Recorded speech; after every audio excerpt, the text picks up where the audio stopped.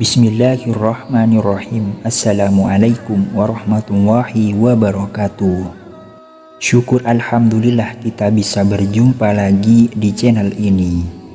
Harapan dan doa saya semoga saudaraku semuanya selalu diberikan kesehatan, dilapangkan rezekinya, diampuni dosa-dosanya, dan dipanjangkan umurnya.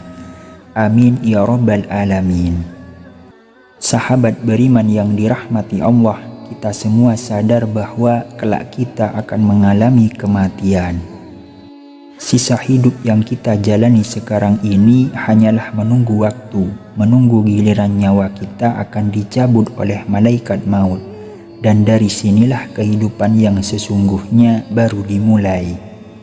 Saat manusia meninggal maka akan terputus semua amalannya kecuali 3 perkara, yakni sedekah jariah, ilmu yang bermanfaat, dan anak soleh yang mendoakan.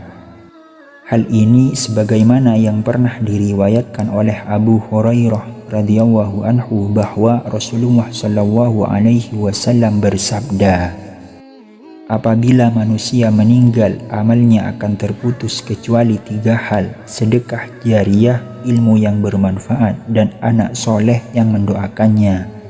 Hadis riwayat An-Nasa'i dan Tirmidzi. Sebagai seorang muslim yang sadar akan pentingnya bekal amal di akhirat di hari kiamat, tentu akan sangat berharap amal yang pernah dikerjakannya semasa hidup bisa menghantarkannya menuju surga yang telah Allah sediakan. Tapi sebelum itu perlu kita ketahui terlebih dahulu tentang amal jariah. Amal jariah adalah amal yang akan terus mengalir meski si pengamalnya telah meninggal dunia. Amal tersebut bisa berupa amal kebaikan maupun amal keburukan.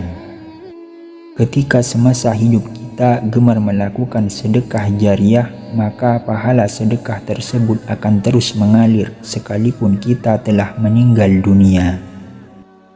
Kita akan terus mendapatkan kucuran pahala selama harta atau tenaga yang kita sedekahkan masih dimanfaatkan atau membawa manfaat bagi kaum muslimin lainnya. Begitu juga dengan amal keburukan yang pernah kita kerjakan semasa hidup di dunia.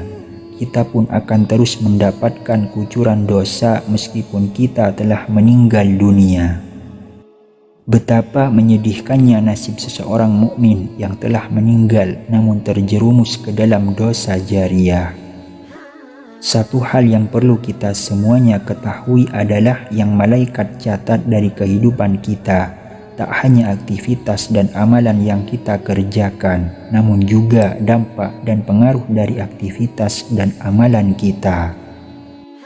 Dalam Quran Surat Yasin ayat 12, Allah Subhanahu wa Ta'ala sudah berfirman, sesungguhnya kami menghidupkan orang-orang mati dan kami menuliskan apa yang telah mereka kerjakan dan berkas-berkas yang mereka tinggalkan, dan segala sesuatu kami kumpulkan dalam kitab induk yang nyata, Lauh Mahfuz. Dari ayat tersebut dapat kita simpulkan bahwa orang yang melakukan amal dan aktivitas yang baik, maka insya Allah Allah Subhanahu wa Ta'ala akan mencatat amal baik itu dan memberikan ganjaran dari apa yang diamalkan. Oleh karena itu agama Islam mengajarkan umatnya untuk melakukan amal kebaikan, yang mana amal tersebut bisa memberikan pengaruh baik bagi masyarakat luas. Insya Allah dengan begitu kita akan mendapatkan pahala dari amal yang kita kerjakan sekaligus dampak baiknya. Begitu juga sebaliknya, apabila kita melakukan amal keburukan atau maksiat, maka kita pun akan menuai dosa, ditambah lagi dengan dampak buruk yang akan kita dapatkan. Rasulullah Shallallahu Alaihi Wasallam selalu mengingatkan kepada umatnya agar berhati-hati, jangan sampai kita terjebak dalam dosa jariyah. Maksudnya adalah dosa yang akan terus mengikuti pelakunya meskipun pelaku tersebut telah meninggal dunia. Na'udzubillah. Sahabat beriman yang dirahmati Allah, lalu jenis dosa apa saja yang akan terus menimpa pelakunya meskipun pelakunya telah meninggal dunia? Yang pertama, mempelopori perbuatan maksiat. Maksudnya adalah seseorang yang melakukan perbuatan maksiat di hadapan orang lain sehingga banyak orang yang mengikuti perbuatannya, sekalipun orang tersebut tidak mengajak orang lain untuk mengikutinya. Dari Jabir bin Abdullah, Rasulullah Shallallahu Alaihi Wasallam pernah bersabda, barang siapa yang mempelopori suatu kebiasaan yang buruk dalam Islam, maka dia mendapatkan dosa keburukan itu dan dosa setiap orang yang melakukan keburukan itu karena ulahnya tanpa dikurangi sedikit pun dosa mereka. Hadis riwayat Muslim. Dari hadis tersebut dapat kita simpulkan bahwa meski orang yang menjadi pelopor kemaksiatan tersebut tidak mengajak lingkungan di sekitarnya untuk melakukan hal yang sama, akan tetapi dengan perbuatan yang dikerjakannya tersebut memotivasi orang lain untuk melakukan seperti yang dikerjakan. Oleh karena itu, anak Adam yang pertama kali membunuh, maka dia akan dilimpahi tanggung jawab atas semua kasus pembunuhan karena kezaliman di alam ini.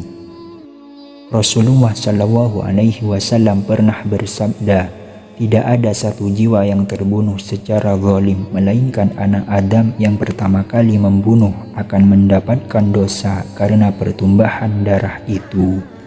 Hadis riwayat Bukhari dan Muslim. Jika kita mengkaji lebih dalam dari hadis tersebut, maka kita bisa ambil contoh mudahnya seperti ini. Mungkin kita pernah melihat seorang wanita yang mengenakan celana pendek di hadapan publik. Saat ada wanita lain melihat hal tersebut, maka ia pun menirunya sehingga menjadi ramai dan tidak merasa risih lagi para wanita memakai celana pendek di hadapan publik.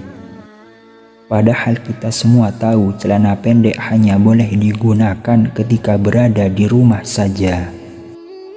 Mungkin benar wanita yang pertama kali memakai celana pendek tersebut tidak mengajak orang lain secara terang-terangan. Namun mengingat wanita tersebut menjadi pelopornya, kemudian banyak yang meniru. Maka ia pun mendapatkan kucuran dosa dari semua yang menirunya tanpa dikurangi sedikit pun, sekalipun pelopor wanita yang mengenakan celana pendek tersebut sudah meninggal dunia. Yang kedua, mengajak melakukan kesesatan dan maksiat. Seseorang yang menyeru atau mengajak pada perbuatan dosa, maka akan mendapatkan pula dosa dari para pengikutnya. Hal ini telah dijelaskan oleh Allah Subhanahu wa Ta'ala yang tertuang dalam Quran Surat An-Nahl ayat 25. Mereka akan memikul dosa-dosanya dengan penuh pada hari kiamat, dan berikut dosa-dosa orang yang mereka sesatkan yang tidak mengetahui sedikit pun bahwa mereka disesatkan. Adapun orang-orang yang termasuk dalam dosa ini adalah para dai yang menyeru kepada kemaksiatan ataupun tokoh paranormal yang mengajak kepada kesyirikan. Orang-orang inilah yang akan terus mendapat aliran dosa sekalipun telah meninggal dunia. Termasuk juga dalam hal ini adalah orang yang menyuruh orang lain berbuat dosa, meski ia sendiri tidak melakukannya. Akan tetapi orang tersebut mendapatkan dosa dari orang lain yang melakukan apa yang diperintahkannya. Sepanjang masih ada manusia yang mengikutinya, menjalankan apa yang diperintahnya, selama itu pula orang tersebut akan turut mendapatkan limpahan dosa sekalipun jasad sudah terkubur dalam tanah. Lalu apa yang harus kita lakukan jika ingin lepas dari dosa jariyah? Sahabat beriman yang dirahmati Allah, tidak ada cara lain selain segera bertaubat dengan sebenar-benarnya, taubat kepada Allah. Dan jika dari perbuatan tersebut ada yang berupa materi, segeralah untuk membersihkan semuanya dengan cara beramal atau memberikan kepada panti asuhan. Yang terpenting adalah niatkan semua itu karena Allah, atau jika kita semuanya masih ragu, bisa mendatangi para ulama-ulama besar. Mintalah saran dari para habaib, lalu setelah itu berhentilah dan bertaubatlah.